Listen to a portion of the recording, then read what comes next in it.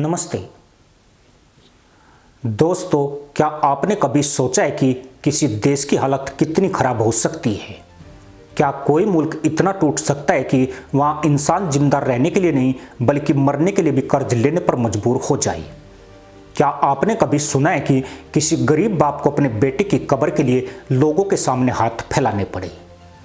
लेकिन इस वक्त पाकिस्तान से जो तस्वीरें सामने आ रही है वो सिर्फ आर्थिक संकट की नहीं बल्कि इंसानियत के टूटने की तस्वीरें हैं। कराची से लेकर रावलपिंडी तक कब्रिस्तानों के बाहर लंबी लाइनें लग रही है। गरीब परिवारों को कब्र के लिए हजारों नहीं लाखों का खर्च बताया जा रहा है। लोग एडवांस में अपने और रिश्तेदारों के लिए कब्रें बुक कर रहे हैं और सबसे डरावनी बात, कुछ जगहों पर पुरानी कब्रें हटाकर नई कब्रें बेचने के आरोप लग रहे हैं। यानी पाकिस्तान में अब सिर्फ जिंदगी महंगी नहीं हुई, मौत भी गरीब आदमी की पहुंच से बाहर होती जा रही है। पर खेल सिर्फ इतना ही नहीं है, यह खेल इतना बड़ा है जो किसी की भी नींद उड़ा सकता है। आज के इस वीडियो में हम पाकिस्तान के इसी कब्र घोटाले का बड़ा खुलासा करेंगे। हम आपको बताएंगे कि आखिर पाकिस्तान में कब्रिस्तान कैसे बिजनेस मॉडल बनते जा रहे हैं, क्यों गरीब परिवार अपने लोगों को दफनाने के लिए कर्ज लेने पर मजबूर है, कैसे कुछ जगहों पर कब्र की जमीन सोने से ज्यादा महंगी हो चुकी है, और क्यों अब पाकिस्तान के आम लोग कहने लगे हैं कि इस मुल्क में गरीब आदमी के लिए सम्मान से जीना ही नहीं, सम्मान से मरना भी मुश्किल हो गया है।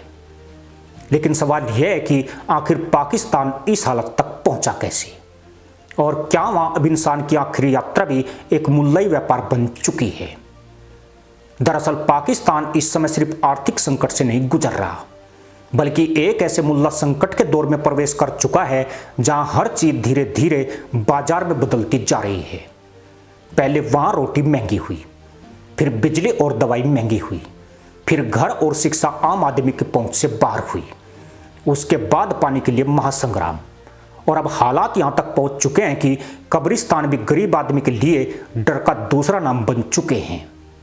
यानी जहां शांति की आखिरी उम्मीद थी वहां भी मुल्ला युद्ध शुरू हो चुका है। रावलपिंडी, कराची, लाहौर और फैसलाबाद जैसे शहरों से जो रिपोर्ट सामने आई है उन्होंने पूरे पाकिस्तान को हिलाकर रख दिया है। वहां के कई कब्रिस्तानों में जगह की भारी कमी बताई जा रही है। कुछ जगहों पर खुलेआम बोर्ड लगा दिए गए हैं कि जगह उपलब्ध नहीं है। यानी जिस मुल्क में करोड़ों लोग गरीबी से जूझ रहे हो वहां अब 2 गज जमीन भी आसानी से नसीब नहीं हो रही है। और सबसे चौंकाने वाली बात यह है कि पाकिस्तान में अब कब्र खोदना भी एक बड़ा धंधा बन चुका है। पहले पाकिस्तान के कई इलाकों में एक परंपरा थी कि जब किसी गरीब परिवार में मौत होती थी तो मोहल्ले के लोग, मस्जिद कमेटियां और स्थानीय वॉलंटियर्स मिलकर मुफ्त में कब्र खोदने और दफनाने में मदद करते थे। लोग इसे इंसानियत और धार्मिक सेवा मानते थे। लेकिन बढ़ती महंगाई और आर्थिक दबाव ने इस पूरी व्यवस्था को तोड़ दिया। अब हालात यह है कि कब्र खोदने के लिए अलग फीस, जगह के लिए अलग फीस, मिट्टी और ईंट के लिए अलग फीस, और अगर जल्दी जगह चाहिए तो उसके लिए अलग सेटिंग। लेकिन मामला यहीं तक सीमित नहीं है। पाकिस्तान के कई शहरों में आरोप लग रहे हैं कि कब्रिस्तान भी मुल्लाई भ्रष्टाचार का नया अड्डा बन चुके हैं। कुछ रिपोर्ट्स में दावा किया गया कि कब्र की बुकिंग के लिए लोगों से मोटी रकम मांगी जा रही है। गरीब परिवार घंटों कब्रिस्तान के बाहर खड़े रहते हैं लेकिन उन्हें जवाब मिलता है कि जगह नहीं है। वहीं दूसरी तरफ पैसे वालों को तुरंत जगह मिल जाती है।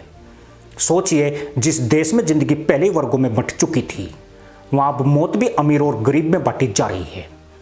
रावलपिंडी में एक स्थानीय व्यक्ति ने मीडिया से बात करते हुए कहा कि उसके परिवार को एक साधारण कब्र के लिए 45,000 पाकिस्तानी रुपए खर्च करने पड़े।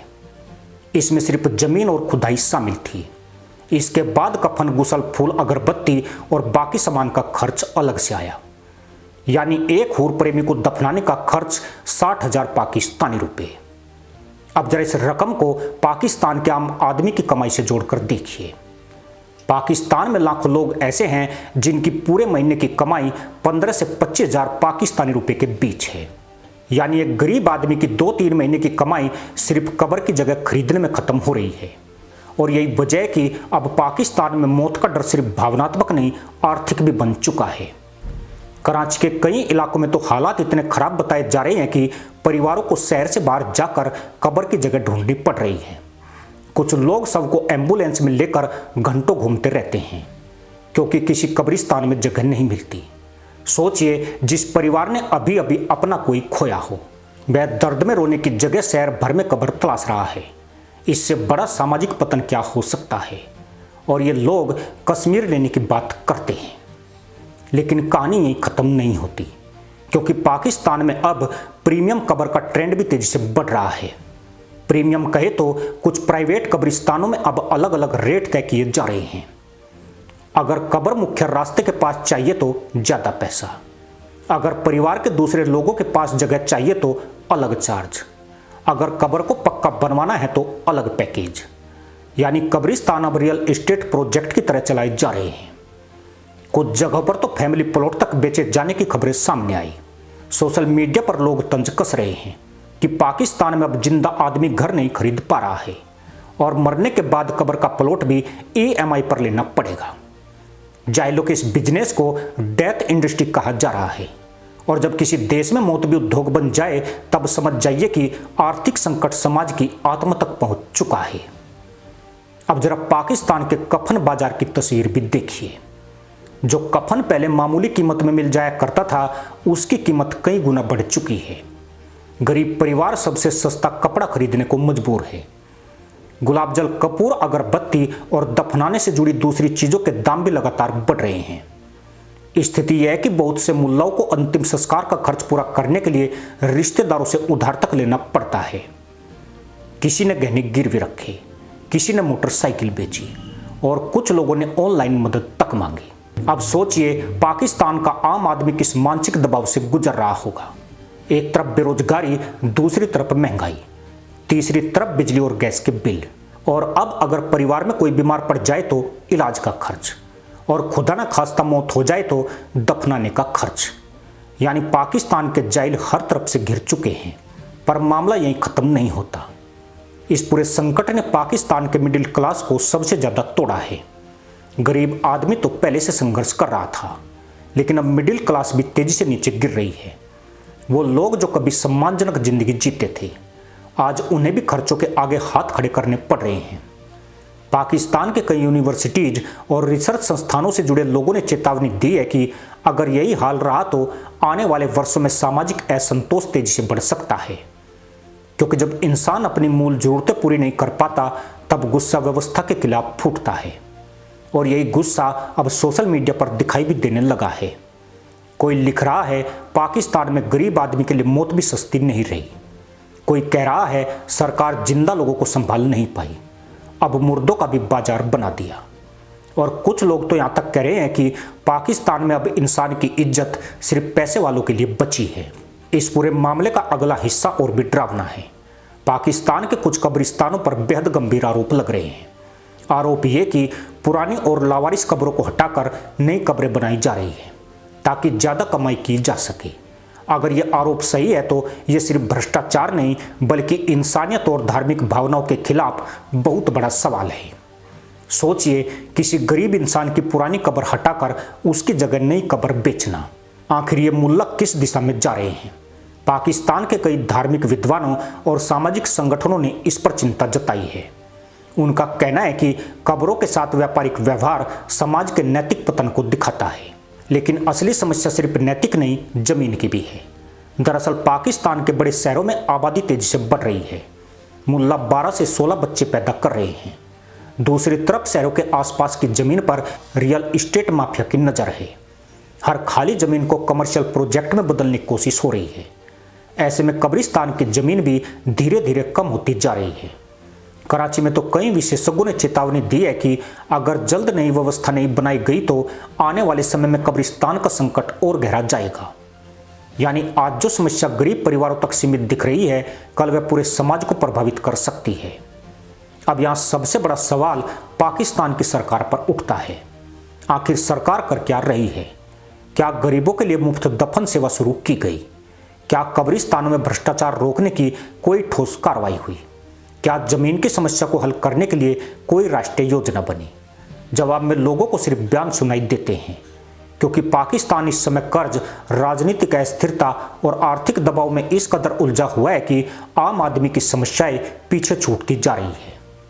एक तरफ IMF का दबाव, दूसरी तरफ डॉलर की कमी, तीसरी तरफ बढ़ता विदेशी कर्ज, चौथी तरफ गिरती इंडस्ट्री और पांचवी तरफ लगातार बढ़ती महंगाई। इन सब ने मिलकर पाकिस्तान की अर्थव्यवस्था को अंदर से कमजोर कर दिया है। और जब अर्थव्यवस्था कमजोर होती है तब उसका असर सिर्फ बाजार पर नहीं, समाज की आत्मा पर भी पड़ता है। यही कारण है कि पाकिस्तान में अब रिश्तों और सामाजिक सहयोग की पुरानी परंपराएं भी टूटती दिखाई दे रही है।